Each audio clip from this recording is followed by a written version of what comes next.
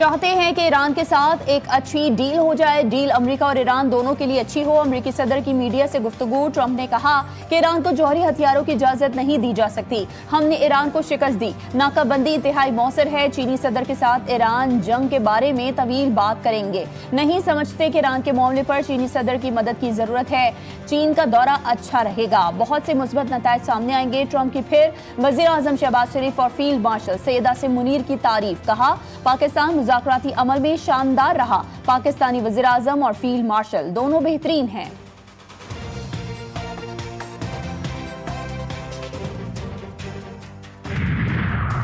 مشرقی وسطی میں کشیدگی مزید خطرناک مرحلے میں داخل ہونے لگی، امریکہ پھر جنگی راستے پر گامزن۔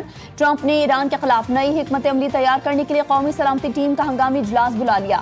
آبنائے ہرمز میں بحری مشن کی بحالی بھی زیر غور۔ امریکی وزیر جنگ پیٹ ہیگسیت نے کہا کہ ایران کے خلاف فوجی کارروائیوں میں اضافے اور کمی دونوں کے منصوبے تیار ہیں، ضرورت پڑی تو جنگ میں شدت لائیں گے۔ ایران نے 90% یورینیم افزودگی پر غور کا عندیہ دے دیا۔ ایرانی پارلیمانی کمیشن کے ترجمان ابراہیم رضائی نے خبردار کیا ہے کہ اگر امریکہ یا اسرائیل نے نئی فوجی کارروائی کی تو ایران 90% تک یورینیم افزودگی پر غور کر سکتا ہے۔ معاملے کا پارلیمنٹ میں جائزہ لیا جائے گا۔ اسپیکر باقر غالباف کا واشنگٹن کو سخت پیغام، کہا ایران کسی بھی جارحیت کا بھرپور جواب دینے کے لیے تیار ہے۔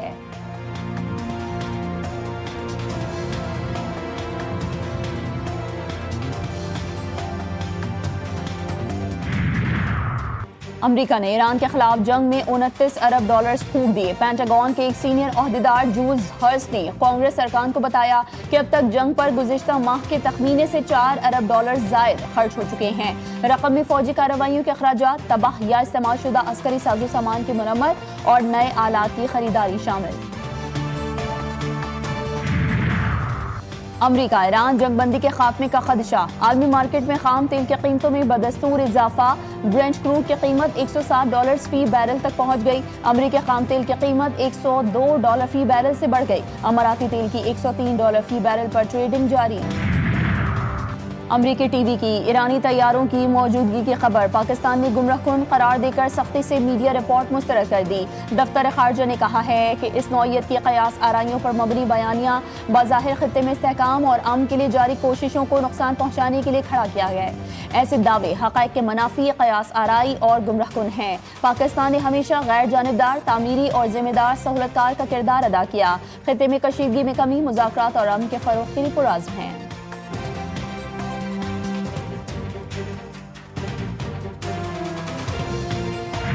پاکستان کی سب سے بڑی کوکین ڈیلر کی کراچی کی عدالت میں شاہانہ چال، پولیس والوں کے لیے وبال۔ کراچی سے گرفتار منشیات کی ملکہ انمول عرف پنکی کا پیشی پر شاہانہ انداز، نہ ہتکڑی نہ کوئی ٹینشن، ملزمہ عدالتی راہداریوں میں آزادانہ گھومتی رہی، پولیس افسر پیچھے پیچھے چل کر راستہ بتاتا رہا۔ پنکی جوڈیشل مجسٹریٹ جنوبی کی عدالت میں پہنچی تو منظر کسی ملزمہ کی پیشی کا نہیں بلکہ کسی فلمی سیٹ کا گمان دے رہا تھا۔ عدالت کے اندر بھی تفتیشی افسر کا ہاتھ ہولا ہی رہا۔ عدالت نے ملزمہ کو جسمانی ریمانڈ پر جیل بھیج دیا۔ پنکی کے خلاف تھانہ گارڈن میں مقدمات درج کیے گئے تھے۔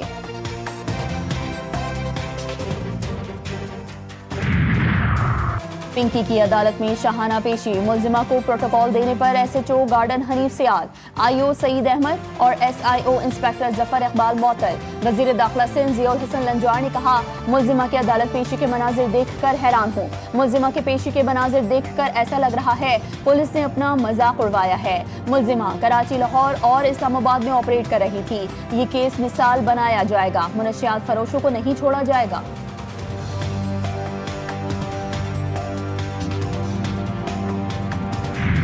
صرف انداز ہی نہیں، آواز میں بھی اکڑ۔ ملک کی سب سے بڑی کوکین ڈیلر انمول عرف پنکی کا پولیس کو کھلا چیلنج، ملزمہ کی لیک ہونے والی مبینہ آڈیو منظر عام پر، کہا پوری کراچی میں کام کر رہی ہوں، اٹھا لو اگر اٹھا سکتے ہو، پتہ نہیں کہاں سے اٹھ کر آ جاتے ہیں کہ پنکی کو پکڑیں گے۔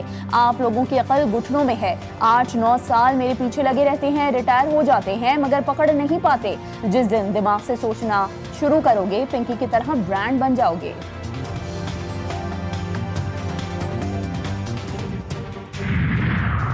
ترکیہ اور قطر کی پاکستان کی ثالثی کوششوں کی حمایت۔ قطری وزیراعظم نے کہا کہ ترکیہ ایران جنگ کے خاتمے کے لیے پاکستانی ثالثی کوششوں کی حمایت کرتا ہے۔ ترک وزیر خارجہ سے ایران جنگ کے باعث خطے کی صورتحال پر پڑنے والے اثرات پر بات چیت کی۔ ترک وزیر خارجہ نے کہا کہ ایران جنگ میں ابنا ہرمز کو بطور ہتھیار استعمال نہیں کیا جانا چاہیے۔ دنیا اور خطے میں عدم استحکام کے علاوہ اس جنگ سے کچھ حاصل نہیں ہوا۔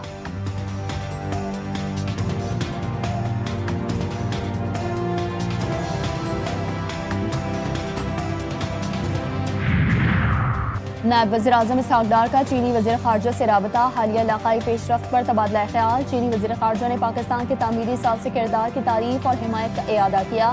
فریقین نے پائیدار جنگ بندی جاری رکھنے پر اتفاق کیا۔ وزیر خارجہ اسحاق ڈار کا آسٹریا کی ہم منصب سے بھی ٹیلی فونک رابطہ ہوا۔ علاقائی صورتحال پر تبادلہ خیال۔ آسٹریا کی وزیر خارجہ نے علاقائی امن و استحکام کے لیے پاکستان کے کردار کی تعریف کی۔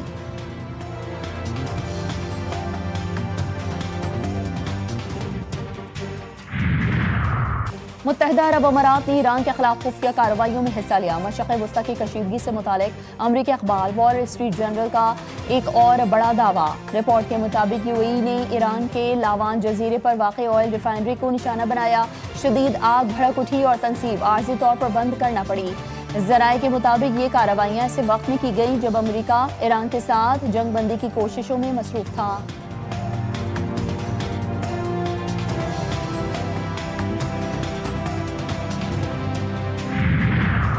مالیاتی نیٹ ورکس کے خلاف بڑا اقدام اٹھا لیا۔ واشنگٹن کا پاسدانہ نے انقلاب سے متعلق معلومات دینے پر $15 ملین انعام کا اعلان۔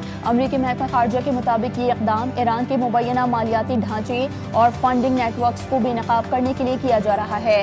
واشنگٹن ان مالیاتی اداروں، ایکسچینج ہاؤسز اور کاروباری نیٹ ورکس کی معلومات حاصل کرنا چاہتا ہے جو مبینہ طور پر پاسداران انقلاب کی معاونت کرتے ہیں۔ لکی مروت کے سرائے نورنگ بازار میں دھماکہ، 2 پولیس اہلکاروں سمیت 7 افراد شہید، متعدد زخمی ہو گئے۔ بارودی مواد موٹر سائیکل میں نصب کیا گیا تھا۔ سیکیورٹی فورسز نے علاقے کو گھیرے میں لے کر سرچ آپریشن شروع کر دیا۔ وزیر اعظم کا دھماکے میں 7 افراد کی شہادت پر اظہار افسوس۔ وفاقی وزیر داخلہ محسن نقوی کی بھی شدید مذمت۔ وزیر اعلیٰ خیبر پختونخوا نے آئی جی پولیس سے رپورٹ طلب کر لی۔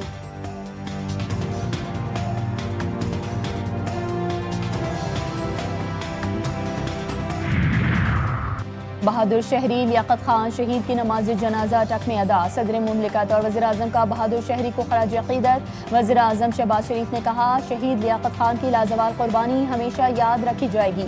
وزیر اعلیٰ پنجاب مریم نواز شریف نے لیاقت خان شہید کو اعلیٰ ترین سول ایوارڈ کے لیے نامزد کر دیا۔ اٹک کے جنڈ کی سرحدی چوکی پر لیاقت خان شہید نے جان پر کھیل کر خودکش بمبار کو آگے بڑھنے سے روکا۔ حملہ آور کے دھماکے کے نتیجے میں لیاقت خان شہید ہو گئے۔ کیمبرج انٹرنیشنل ایجوکیشن کا AS لیول ریاضی کا دوسرا پرچہ بھی لیک۔ IBCC کے ایگزیکٹو ڈائریکٹر ڈاکٹر غلام علی ملہ نے پرچہ لیک ہونے کی تصدیق کر دی۔ کہا کہ یہ انتہائی افسوس کی بات ہے کہ کیمبرج کے امتحانی پرچے بار بار لیک ہو رہے ہیں جبکہ ادارہ اب تک اس مسئلے پر قابو پانے میں ناکام دکھائی دیتا ہے۔ کیمبرج کے تحت AS لیول کا یہ دوسرا پرچہ ہے جو لیک ہوا۔ وفاقی وزیر تعلیم خالد مقبول صدیقی کا نوٹس، کہا محنتی طلبہ کے مستقبل سے کھیلنے کی اجازت نہیں دی جا سکتی۔ امریکہ ایران معاہدہ لبنان کے خلاف اسرائیلی جارحیت ختم کرنے کا بہترین موقع بن سکتا ہے۔ لڑائی جاری رہی تو لبنان اسرائیل کے لیے جہنم بن جائے گا۔ حزب اللہ کے سیکریٹری جنرل نعیم قاسم نے حزب اللہ کو غیر مسلح کرنے سے متعلق اسرائیل کے ساتھ کسی بھی معاہدے کو مسترد کر دیا۔ کہا لبنان کے باہر کی کوئی قوت حزب اللہ کو غیر مسلح نہیں کر سکتی۔ حزب اللہ لبنانی حکومت کے ساتھ تعاون کے لیے تیار ہے تاکہ اسرائیلی حملے بند ہوں۔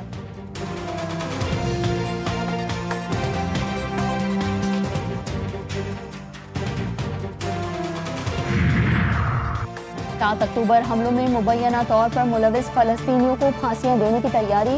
اسرائیلی پارلیمنٹ نے خصوصی فوجی عدالت کے قیام اور سزائے موت دینے کا قانون منظور کر لیا۔ مستقبل میں قیدیوں کے کسی بھی تبادلے کے معاہدے کے تحت ملزمان کی رہائی پر مکمل پابندی۔ اسرائیلی وزیر اعظم نیتن یاہو کی صہیونی آبادکاروں پر پابندی کی مذمت۔ یورپی یونین کو یہود دشمن قرار دے دیا۔ برطانیہ میں سیاسی بھونچال، بلدیاتی الیکشن میں لیبر پارٹی کی شکست نے وزیراعظم سر کیئر سٹارمر کی کرسی ہلا دی۔ 4 وزراء مستعفی۔ سٹارمر سے استعفے کا مطالبہ کرنے والے لیبر ارکان پارلیمنٹ کی تعداد 80 تک جا پہنچی۔ وزیراعظم سے عہدہ چھوڑنے یا استعفے کی ٹائم لائن دینے پر زور۔ وزیراعظم سر کیئر سٹارمر کا مستعفی ہونے سے انکار، کہا لیبر پارٹی میں قیادت کی تبدیلی کا کوئی باضابطہ عمل شروع نہیں ہوا۔ گزشتہ 48 گھنٹے حکومت کے لیے غیر مستحکم رہے، جس کا حقیقی معاشی اثر ملک اور خاندانوں پر پڑا۔